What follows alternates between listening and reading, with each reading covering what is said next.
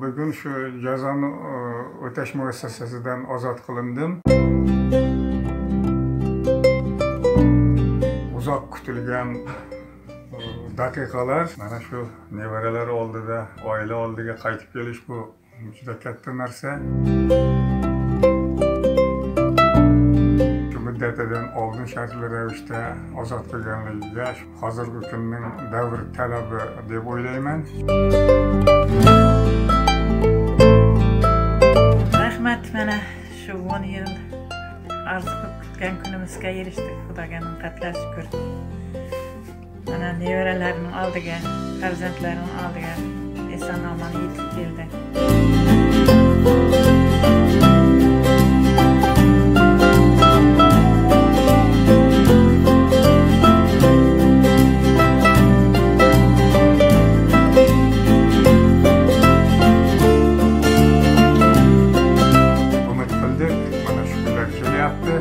Bundan keyin albatta yaxshi bo'lib ketadi, bunga komil ishonch bor.